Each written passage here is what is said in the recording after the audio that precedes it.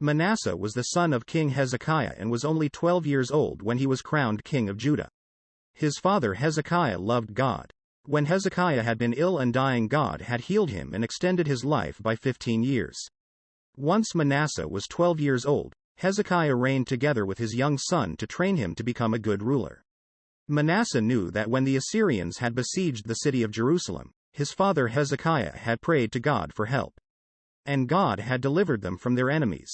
He also knew that his father had cleansed the temple and the land of idols and encouraged everyone to trust in God alone. Manasseh was 22 years old when his father Hezekiah died. He was now free to rule as he wanted. Instead of obeying God or listening to the warnings of the prophet Isaiah, Manasseh rebelled. He encouraged people to rebuild the altars to false gods that his father had destroyed. These altars appeared on the high places throughout the land. Manasseh then built idols to the god Baal and encouraged false worship.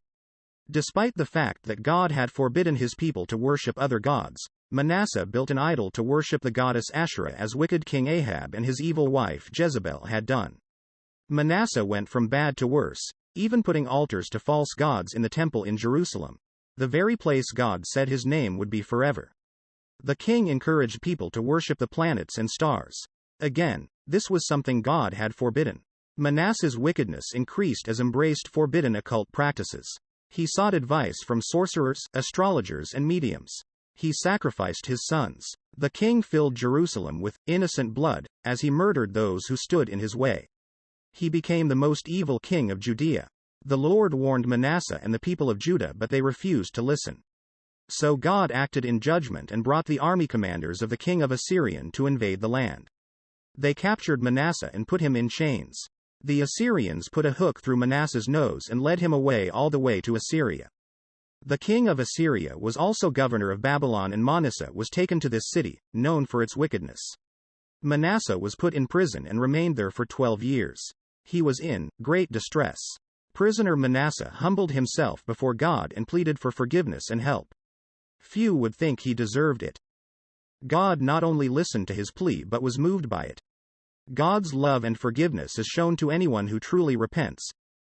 God answered Manasseh's prayer. The king of Assyria decided to restore him to be king of Judah once more. Once back in Jerusalem, Manasseh set about living to obey God. He got rid of the idols on the high places throughout the land. The altars to false gods in the temple and city were pulled down and removed from the city. The temple was cleared of idols and objects that God had forbidden. King Manasseh restored the altar to God in the temple and made sacrifices and peace offerings on it. The king then told the people to serve God. He had misled them and set a very bad example, but now he urged them to repent and turn back to God as he had done.